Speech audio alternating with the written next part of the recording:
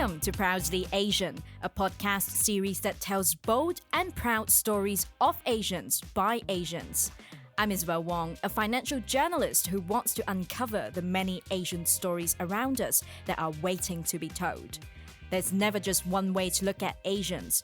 This podcast will take you through a deep dive into the life stories, struggles, and triumphs of young Asians around the world.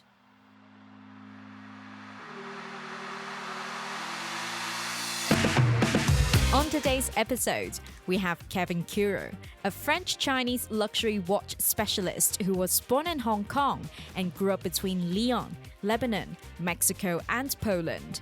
He talks to us about his experience growing up as a French-Chinese and how he developed a career from his passion for watches.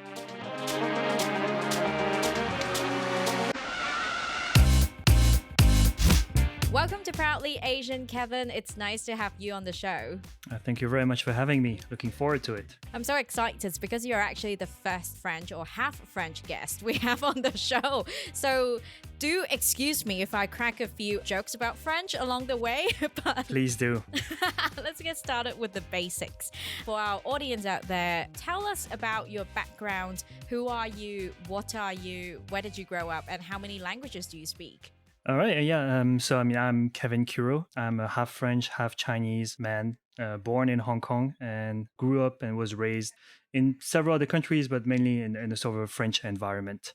The basics about me. In terms of languages, I unfortunately just speak two languages, which is French and English. I should technically be speaking Cantonese as well, but unfortunately, I was very lazy when I was young and didn't really learn that part of my heritage. So I can get by. I have survival skills in Cantonese, but I don't speak fluently. Unfortunately, I can understand more than I speak.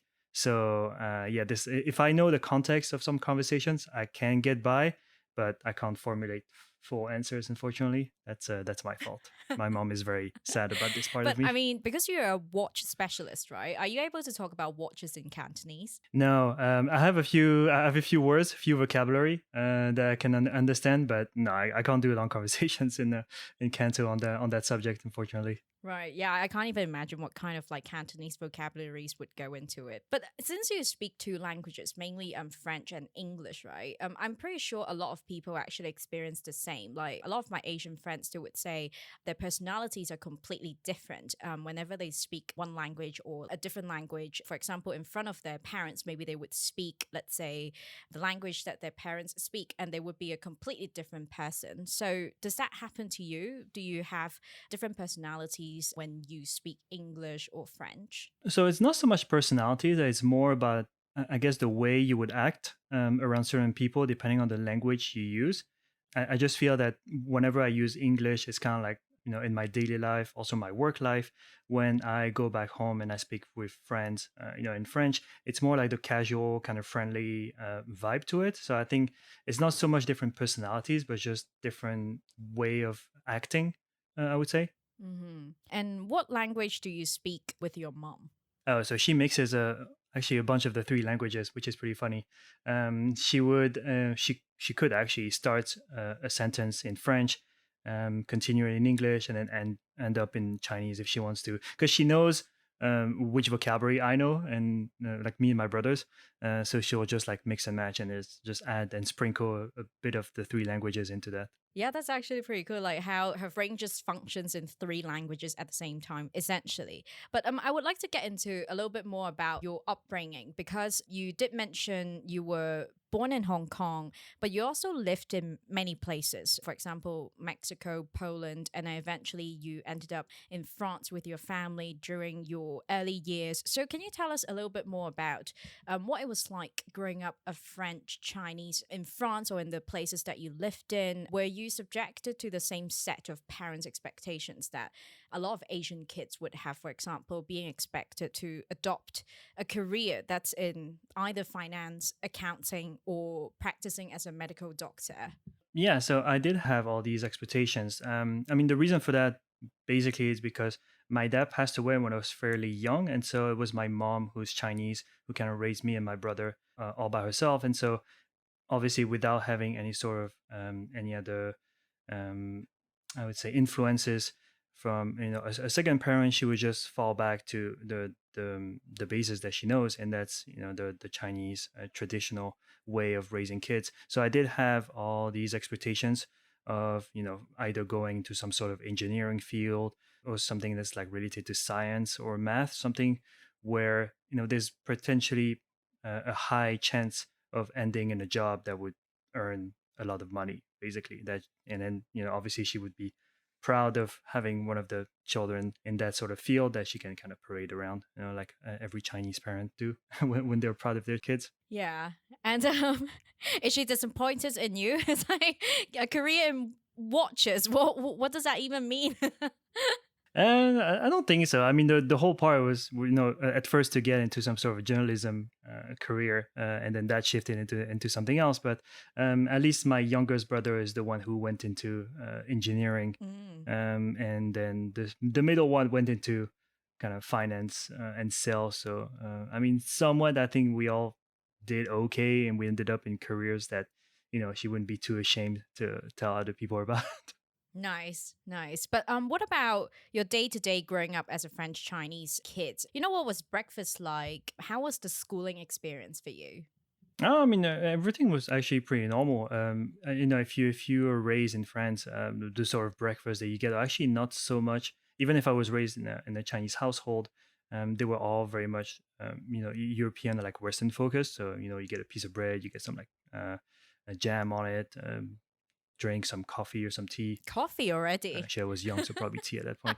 Yeah, no, sorry, so probably tea at that point. But yeah, no, I mean, pretty standard. I mean, there's an abundance of bakeries in France, so every time you need, people would just go on their breakfast run in the morning, go to the bakery, grab some sort of like croissant, pain au chocolat, and then bread, and then just bring it home and have breakfast. So it was, I think, more of a French kind of experience in that sense. Yeah, I mean, going to school after, pretty much standard, honestly. I think in France there's a lot of variety in terms of culture. So yeah, there you see people from Africa, from all the Arab countries, from Asian countries. So I mean, there's a lot of variety. So in terms of school experience, yeah. So the city that you mainly grew up in, was it Lyon? Yes, Lyon. So, I mean, can you tell us briefly about Lyon? I'm pretty sure a lot of our listeners might not have heard of the city or they don't know much about it. Like, what is it like there? So Lyon is actually, I would say, the second most important city in France, after Paris. A lot of people would debate that and maybe say that Marseille is the second most important city. I would say Lyon. We have a lot of famous French chefs actually that come from around the region. There's a big, I know you were very close to the Burgundy region, so the wine region. And yeah, so we're actually, a lot of people from Lyon like to say that Lyon is the food capital of the world, and I think for a lot of chefs around the world, they would agree with that saying. Wow, nice. But since you grew up in France, I'm sure you get asked this quite a bit, but I'm still going to ask you, what are the biggest misconceptions about France? And what do you think about Emily in Paris? Because you're the first French guest we have, so I just got to ask you that. Yeah, I mean, I still watch the two seasons of Emily in Paris, so I'm not ashamed of that. It's a glamorous representation of Paris, basically. It's like all the good sides, and they don't show any bad sides of the city. Some certain situations that she was in the first season, I don't think that would have happened in real life. Like there's a famous, well, I mean, no, not a famous scene, but there's a kind of like an advertising campaign where she does something where she puts a bed in the middle of the road, like in the middle of a plaza or something, and then they just like take selfies on there. I'm like, yeah, no, I don't think that would happen. Like the bed would just be like trashed, or people would do random stuff on it. So I don't think that's a situation where that could happen. Obviously you have that love story, that typical kind of French love story that they put in there. Yeah, having also that perspective was like, it's a French company, and then you have that like American girl that comes in and kind of saves everyone, or comes in with like the big ideas that the French team didn't have or something, to kind of save their asses. Yeah, I don't know. It's an American show. Mm. It just takes place in Paris.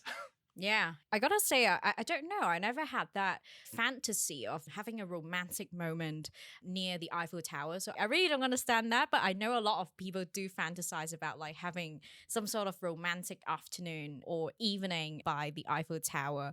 But when you tell people that you're half French and you also grew up in France, was there something that you always had to explain to people, let's say about France? Like, would they make some sort of like stupid comments about France or like about what you are?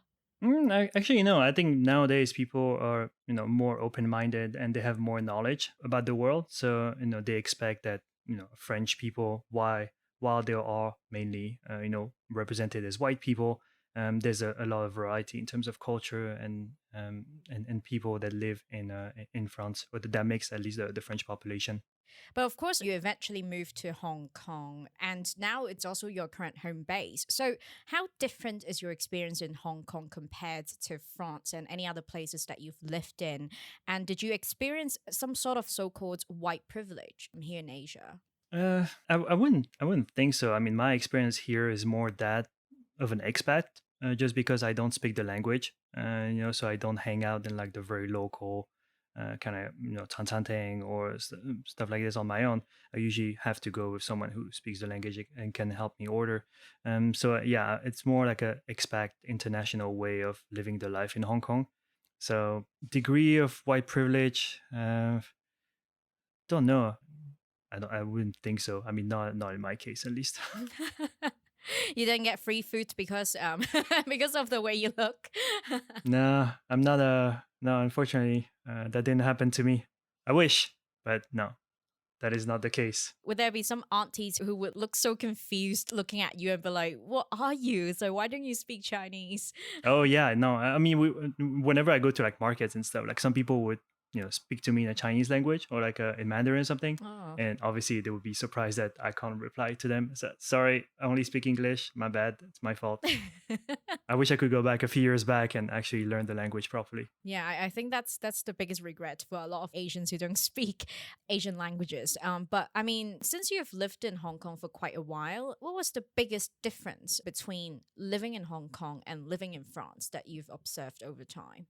Oh, I mean, by far the biggest difference is the convenience. I mean, the convenience of a city like Hong Kong is basically the main thing that people would appreciate here compared to France. Because in France, you have to imagine like it's kind of a slower pace, and everything kind of all the shops closes down at like 6 or 7 p.m. Everybody just go home and just have dinner and watch TV and then just go to bed. I mean, the France is pretty much dead after 6 or 7 p.m. I would say, unless you plan to like go to a bar and party all night long. But yeah, no, the pace of the city, Hong Kong, New York, they're kind of very similar in that aspect. It's just yeah, you can always find something that you need until very late in the day, and then the fact that you have like well like a well detailed kind of map of the underground, the MTR system, the bus system, the minibus, the tram. Yeah, overall, that's definitely what makes Hong Kong, I think, so unique. Yeah, yeah. And I must say, a lot of people do relate to the fact that in Hong Kong, it's very easy to make last minute plans. I mean, like, essentially, we live kind of like 5 or 10 minutes away from our friends, and it's so easy to just come up with a dinner plan and then you would just meet up with your friends within 30 minutes. But then I do remember back in the UK, we would always have to make plans a month or 2 months ahead, and then you would probably just go out once or twice each month. So it's definitely like what you just said there. Like, there's always something happening in Hong Kong. And if you want to make something happen, it's so easy as well. But despite what your racial identity and what others see you as, what do you see yourself as? Do you see yourself as more like French, more Chinese? Where do you think you belong? I think overall, I would say I'm more French, just because of the amount of years that I spent in there, and even here living in Hong Kong for almost 10 years at this point. I never fully integrated as a local. I still live, I guess, as an expat, like a French expat. So I think I'm definitely more French, at least in my character. Mm. Now, since you're talking about you relate to your French identity a little bit more, so I would like to talk more about being French because obviously you're half French, you have a French accent, and you collect watches. You love cars and everything that's nice, which of course will make people think you're super fancy, like the general impression people have of a French guy. So, can you tell us about one down to earth fact about yourself, the not so fancy side of Kevin? The not so fancy side is I'm actually poor. What do you want to say? I'm not rich. I do act like a I hang around these like luxury the luxury world and all this, but I'm totally the opposite. I think the more you try to show that you're in that space, the more you actually away from it. You're exposing your secret. Yeah, I know, right? No, I mean, no. Well, okay. First of all, let me go back to the thing. Do I actually have that strong of a French accent? I feel, that compared to most French people that you'll meet, I do try my best to hide my accent when I speak English. I try. I think that I've made enough effort to kind of conceal some of my French side in that aspect. Wouldn't you agree? Yeah, I agree. I agree. Okay, all right. Because I could easily just switch back to the French accent, and then I would just speak like all the French people in Hong Kong. But obviously, I'm definitely not gonna do it, and just go back to my other accent, which is the one that I'm more proud of.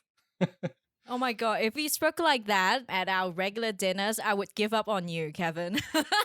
I mean, honestly, you just sound like a douche. You're just someone who like doesn't want to make any sort of effort. I spent years trying to hide or like just improve my accent. So hopefully it at least it sounds good. That's refreshing hearing about, a French saying he's trying to hide his Frenchness because normally French people in Hong Kong or like French people you meet anywhere else, they would just be like, I'm full on French. I'm going to be French, 200% French. Yeah, of course, of course. That's they're proud of being French. I mean, I'm proud of being French as well. But I was raised in a more international environment, Mm. so I do try to kind of showcase that when I meet people. So at least they're not immediately put off by, oh damn, that dude is French. And here's another random question about French guys in Hong Kong. Because when I hang out with a bunch of girlfriends, one thing that I do hear a lot from these girlfriends is that whenever they're talking about going out on a date with a French guy in Hong Kong, they would always say, oh, this French guy would say something like, all Hong Kong girls look the same, or all Asian chicks look the same on their first date. I mean, I know you don't do this. And I also know you don't think this way. But I just want to know if you have any insights into why some French guys think that way. So I think it would stem a little bit from that kind of common fact that people assume that all Chinese or like Asian people look the same. Whether they're Chinese, Korean, Japanese, or any sort of just Asian countries, they all just look the same. I think that starts from that point. The fact is that also if you look around in Hong Kong, there's a lot of girls that I think have the same sort of like styling. Mm. There's like this. I'm sure I'm gonna angry a bunch of your listeners, but there's this kind of saying that's called "gongju which basically means the Princess disease? Is that right? yes, exactly. So it's like girls wanna they all kind of dressed kind of cutesy and they want to be like treated like princesses by their boyfriends. So I think that might stem from it. I might be totally wrong. Mm. And if someone has any comments on it, please don't at me. I didn't do it on purpose. I don't want to Don't angry anyone. cancel Kevin. Yeah, exactly. But on a slightly more serious note, I want to know during the years that you lived in France, have you ever encountered any sort of racism because of your half Chinese identity? I didn't have a lot of racism on my side. The main thing that you have is all the jokes that your friends throw at you. But because it's people that I know, I just accept it and I'm like I just laugh it out. So I didn't really, yeah, no, I didn't experience a lot of. I'm sure I'm very lucky in that aspect, but I didn't experience any sort of big racism on my side when I was growing up. All my friends were pretty open minded, and there were a few Asian people in the group. Mm. So I think we were okay on that side. Of course, in the past few years, especially because of the global pandemic, we have been seeing a lot of Asian hate that's spreading around the world, especially in America and in Europe. I know that your mom is still based in France currently. During the pandemic, were you ever worried about her getting affected by Asian hate? And how's the situation in general in France or in the city that she's in?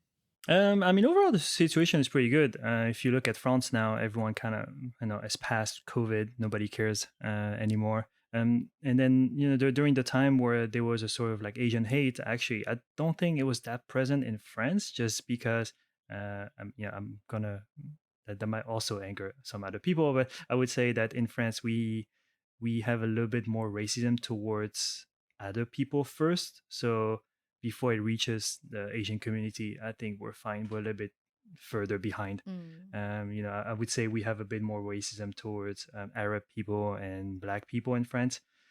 So the Chinese is not the main community in the front line.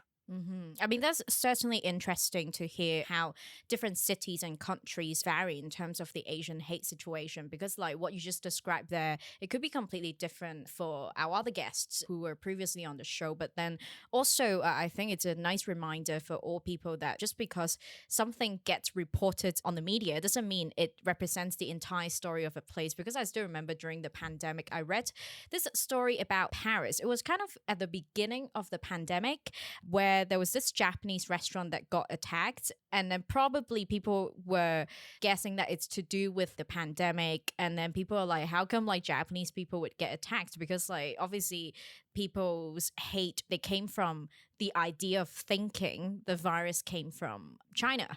So this is why I asked this question. I was just kind of wondering if that was kind of like a standalone incident or if it represented the whole sentiment in France back then. No, I think it was just a single individual incident. Because I mean, yeah, it didn't reflect any sort of other reports that I've seen on my side. And then the Asian hate wasn't something that was very present in the news. I mean, I do try my best to keep up with what's happening in France, but I don't think Asian hate was that big of a deal when it happened. They certainly made it a bigger deal in the U.S., I think. That's interesting. But now moving on with the conversation, I would like to talk a little bit more about your career because you have a pretty interesting career path. When you first moved to Hong Kong, you were studying journalism, but then eventually you transitioned from a more journalistic role to the luxury watch industry. And according to your Facebook, before you moved to Hong Kong, you even had a job as a pizza delivery boy. If you have any like funny stories about that, you can tell us more about it later as well. But how did you develop a passion for watches? Because I know you also hosted a podcast about watches with your wife, who is equally passionate about watches. Yeah, I mean the way I fell into watches is actually thanks to my wife. I was still working in hard news journalism when she transitioned first to lifestyle. And then after I was just accompanying her to a few events now and then. And then the great thing about the watch industry is that everything stems out of Switzerland, and in the part of Switzerland where they speak French.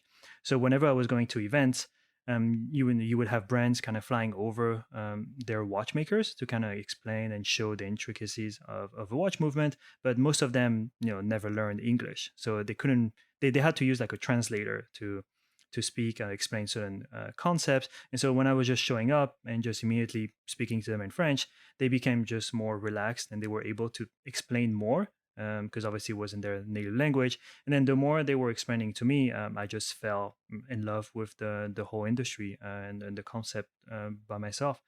And then after you just start doing research on your own, it's a rabbit hole that you never really get out of. So I'm still in there. That was 2015, so 7 years now. Wow. What was the craziest story you've had attending one of these watch events? I know you've met quite a lot of celebrities during these events. Yeah, I mean, so you do meet celebrities just because a lot of them are brand ambassadors.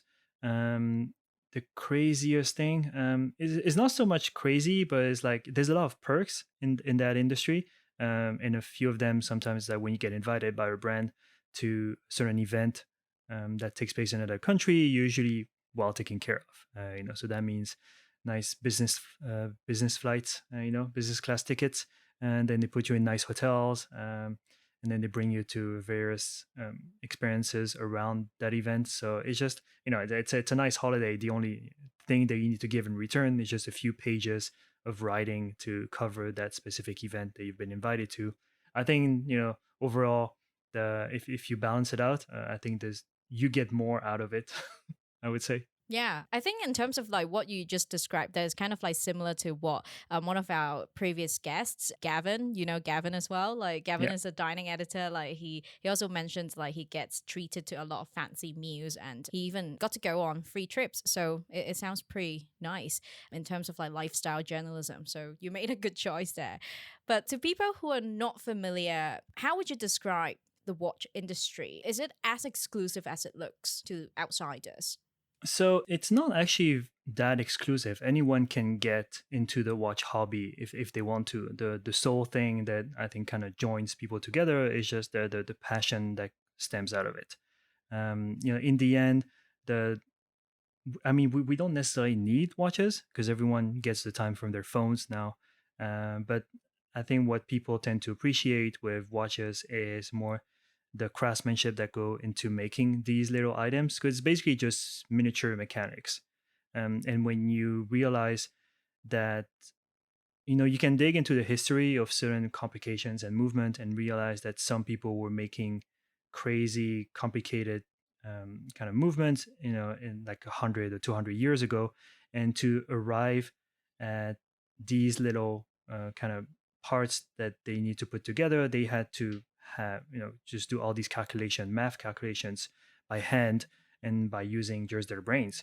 And then nowadays you have computers that helps you with that process. But when you go back into the history, it's very impressive to see that what you see today was made 100 and 200 years ago, with the same level of kind of quality and craftsmanship.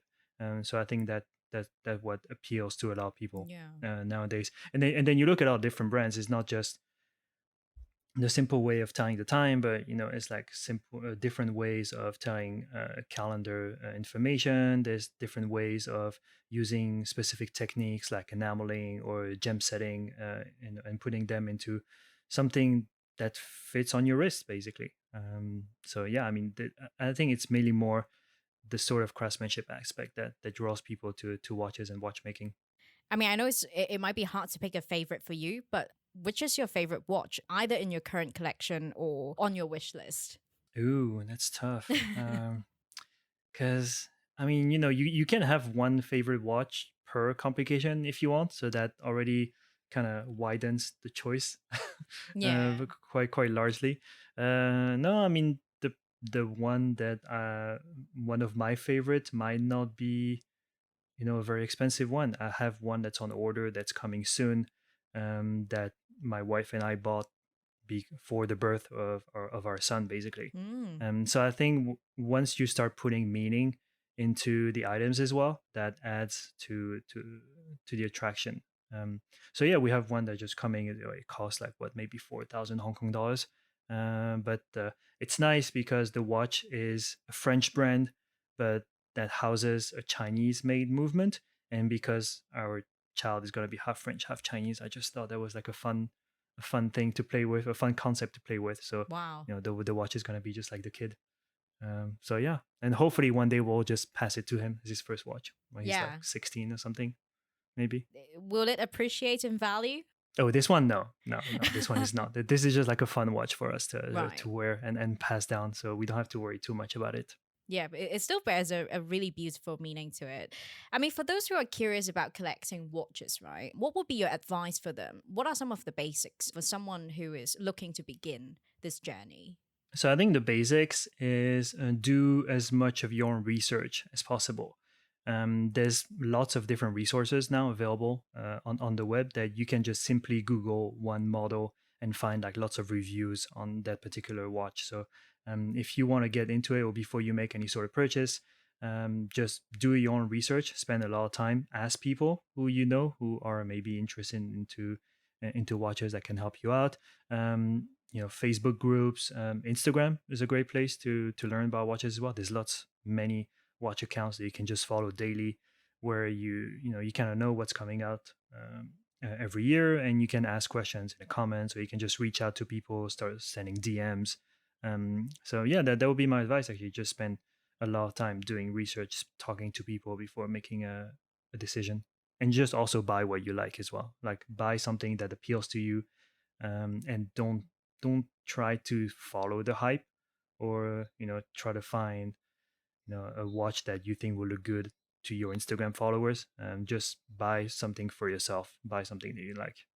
Nice. Yeah, that was a really good advice. And now it's time for us to move on to the next segment, which is called Rapid Bias. In this segment, I'll be asking my guests biased questions they've got asked at some points in life, and also some common biased questions Asians get asked a lot. And in Kevin's case, biased questions for French also.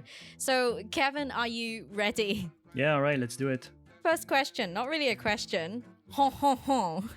So this one's funny. I'm gonna say it's actually an accurate representation of a French noise. The thing is, I didn't realize French people were making that noise until I moved here. Because obviously, when you're surrounded by French people, like it's just a normal sound to you. But once you have people kind of making fun of you, then you're like, wait. Even in TV shows or in comedies, people would make that noise to make fun of French people. So like, okay, I guess that's how we're perceived. So fortunately, I have to yield and I have to say, yes, it's very accurate. Yay! Okay, this is not a bias. Now it's confirmed by a French person. Yeah. But next up, French people are rude. They're not wrong. But I think it stems mainly from the fact that French people are very proud of their language, so they want people to speak French, and they don't make the effort sometimes to speak English when the opportunity presents itself.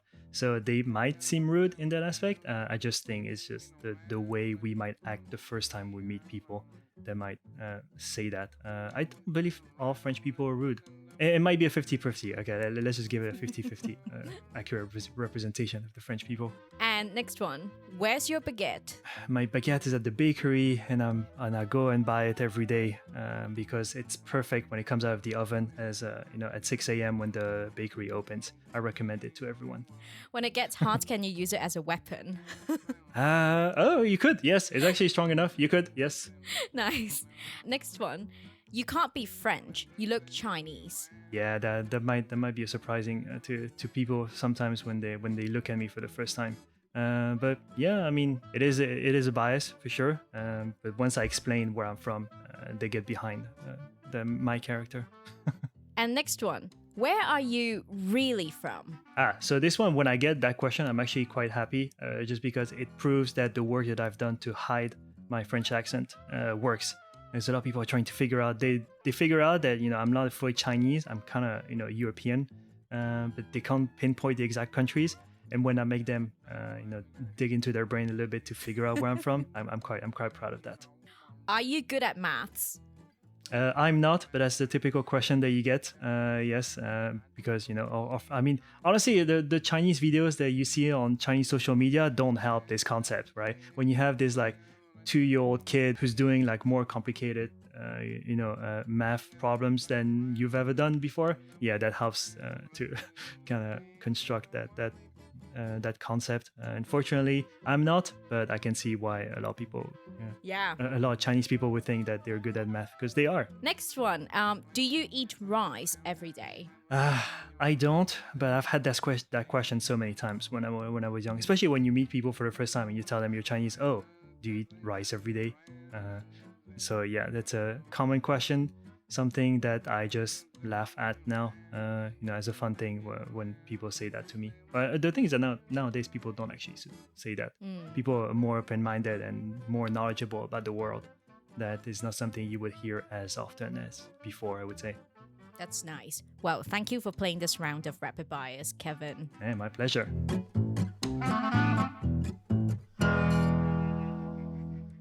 Now, to wrap up the conversation, other than the basics, is there one phrase in French that you would like to teach our listeners?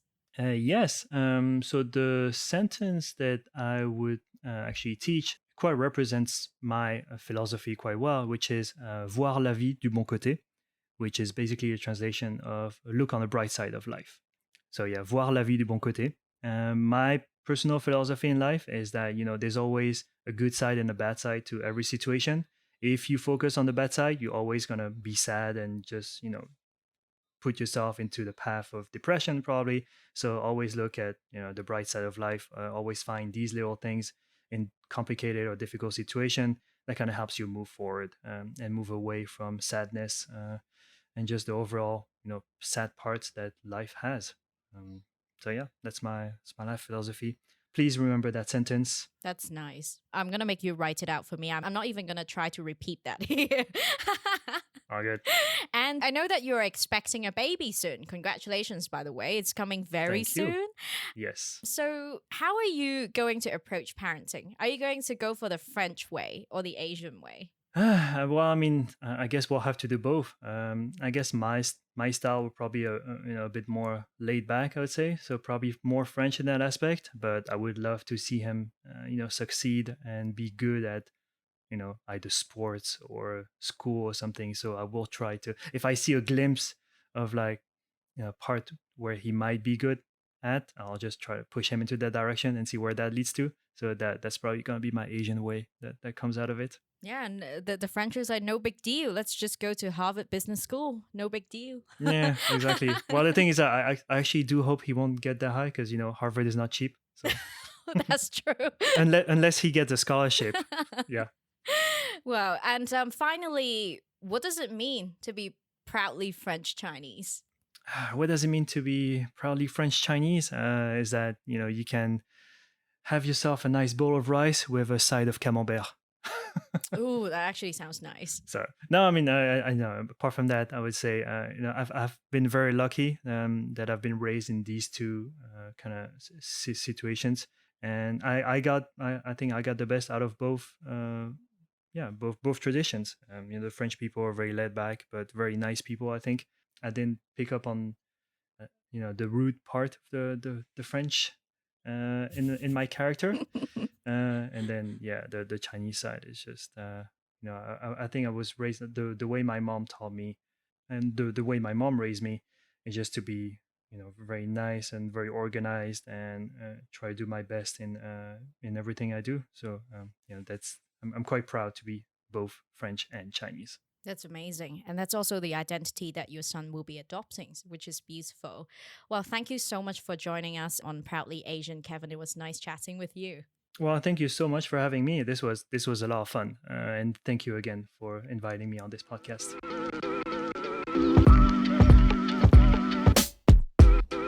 That's it for this episode of Proudly Asian.